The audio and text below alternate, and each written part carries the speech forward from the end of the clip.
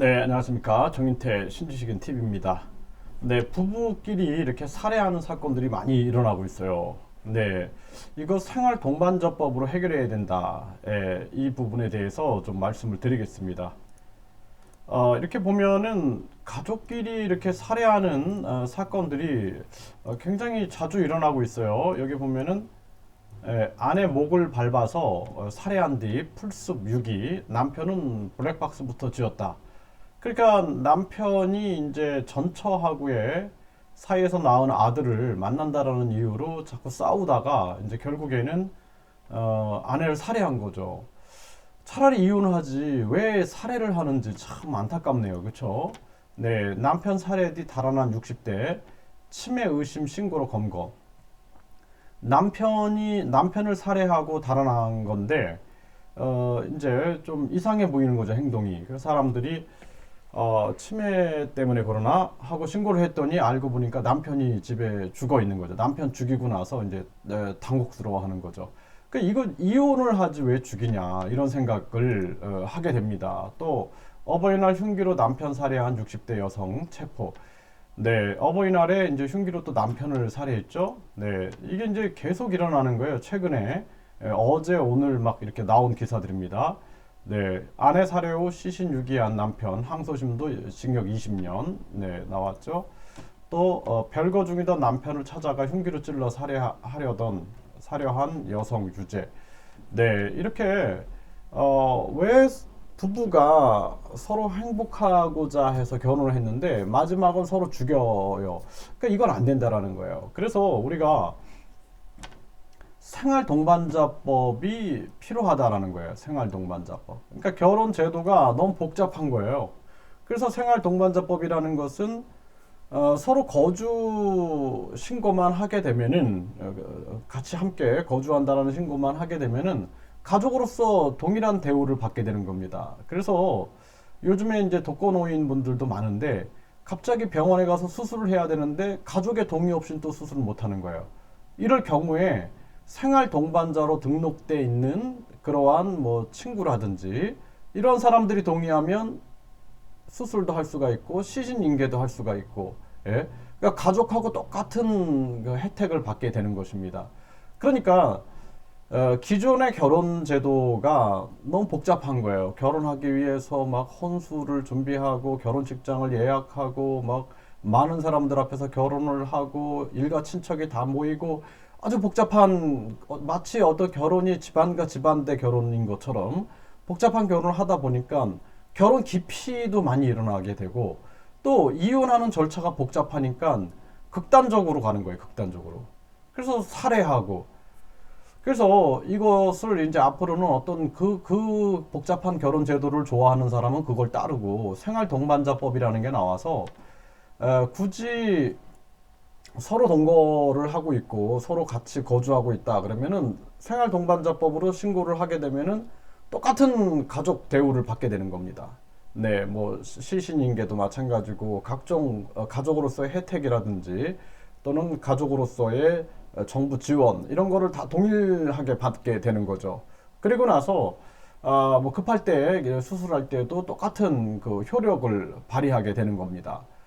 그리고 이제 서로 그 거주지 서로 이제 같이 함께 사는 것이 싫다 그러면은 거주지를 옮기는 거예요. 네, 그러면 됩니다. 그래서 이것이 이제 그 프랑스의 팍스라든지 이렇게 서구 유럽에는 굉장히 많이 이렇게 일반화돼 있어요. 그러니까 거의 80% 90% 이상이 그거 선호하고 있다라는 거예요. 생활 동반자법을 선호하고 있다.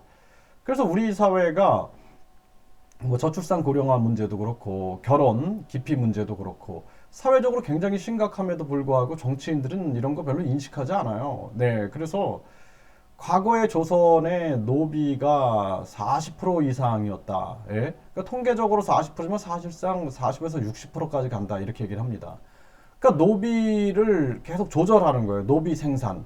예? 그래서 노비를 조절해서 노비가 적다 싶으면 늘리고, 예? 그래서 노비가 적다 싶으면은 엄마를 따라서 종모법 해서 엄마를 따라서 엄마한테 태어나면 다 노비다. 그러니까 계속 노비를 뭐 성폭행하고 뭐 해갖고 계속 그 노비를 생산량을 늘려버리는 거예요.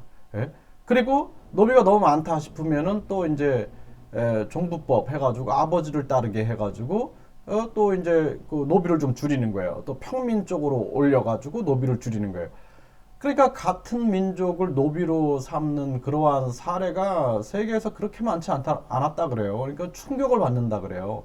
그러니까 우리나라가 이 조선이라는 역사를 우리가 대단한 뭐 문화 창달의 역사하고 막 화려하게 포장만 할 것이 아니라 잘못된 건 무엇인가를 지적해야 돼요. 그래야지만 역사가 발전하는 겁니다. 뭐 그냥 조선왕조 500년 해가지고 그냥 엄청나게 미화시키면은 나라가 발전이 안 되는 거예요. 500년 동안 스스로 무엇을 개혁했는가, 예?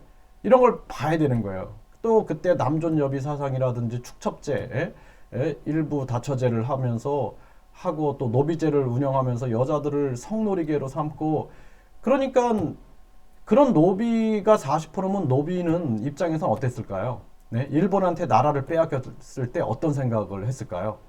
예? 만약에 제가 노비인데 노비 제 뭐 엄마나 딸들이 막 성놀이개로 받고 있는데 일본한테 나라를 뺏겨서 양반들이 막 그냥 매 맞고 막 그런 거 보니까 어떨까요? 속이 후련하지 않았을까요? 어때요, 여러분들은? 그냥 내 주인이신데 저 양반님이 가슴이 아파, 내가 저 일본 놈들하고 싸울 거야, 이랬을까요? 아니면은 저런 진짜 개 같은 놈들 잘 맞는다, 이렇게 할까요? 그러니까 여러분들이 생각을 해보셔야 된다라는 거예요. 그래서 우리가 이 결혼이라는 제도가 문제가 있다라면 개혁을 해야 한다라는 겁니다. 이게 복잡하니까 극단적으로 이렇게 부부 살해하는 사건들이 막 일어나는 거예요. 그래서 이제는 우리가 개인의 행복이라든지, 그러니까 세상이 디지털 세상으로 바뀌어버린 거예요.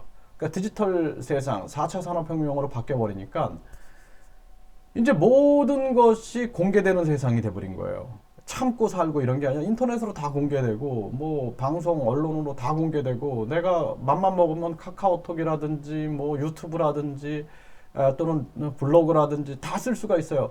이런 시대에 우리가 살고 있는 거예요.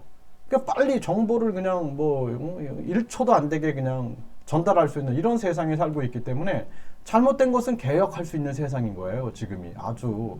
그렇기 때문에 이렇게 어떤 부부가 사랑하고 서로 뭐 100년 살겠다라고 하면서 결국엔 마지막은 이렇게 가느니 차라리 빨리 이혼할 수 있는 그런 절차들, 그리고 결혼 제도가 복잡하고 불편하면은 우리가 생활 동반자법을 빨리 받아들여 가지고 변화를 주는, 그래서 이렇게 극단적으로 가는 게 좋습니까? 안 좋다라는 거예요. 이 자녀들 상처받아요. 네, 그래서 우리가 생활 동반자법을 반드시 이것이 대한민국에도 정착돼야 된다, 이렇게 말씀을 드리겠습니다.